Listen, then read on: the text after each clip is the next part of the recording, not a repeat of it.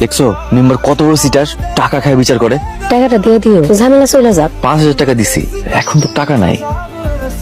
সরলা, তুই বিচারে এমন করে হাসলি, এনে তোর কি হয়েছে? ভাবি, কেউ এরকম করে সবার সামনে হাসে?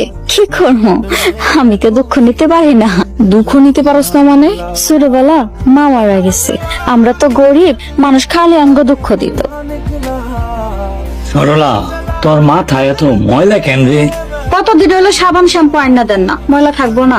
কি কমু, টাকা নাই রে মা।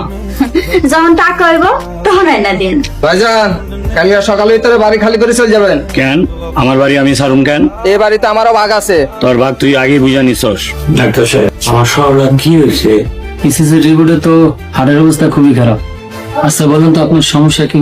যখন ভয় পাই, মনে কষ্ট পাই, বুকে ব্যথা করে, চাপ দেয়, নিঃশ্বাস নিতে পারি না। ডাক্তার সাহেব, এখন কি করুম? প্রথম কথা হচ্ছে টেনশন করা যাবে না, সবসময় হাসি খুশি থাকতে হবে, আর নাইলে মারাত্মক দুর্ঘটনা করতে পারে। সেই দিনের পর থাইকা সারাক্ষণ হাসি খুশি থাকি, যত দুঃখ আসে ততই হাসি। হাসি দিয়ে নিজের কষ্ট আড়াল করে রাখতাম। ভাবছিলাম শ্বশুর বাড়িতে আইসা আর দুঃখ পাবো না, আর হাসতে হইব না, কিন্তু যেই দিন এই বাড়িতে আইলাম।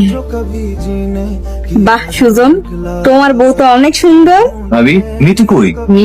মিতু বাসর ঘর সাজাইতেছে। তোর শ্বশুর বাড়ি থেকে ফার্নিচার টার্নিচার কিছু দেয় নাই? কিরে, কত বস্তাকে? না আম্মা, কিছু দেয় নাই। কি ছোট লোক, ফকিনি বাড়িতে বিয়া করাইলাম, কিছুই দিল না। গরিব বাড়িতে বিয়া করে ঘুরছে। আমার বুকে ব্যথা হইতেছে, খুব কষ্ট হইতেছে, আমার হাসতে হইব, আমার হাসতে হইব।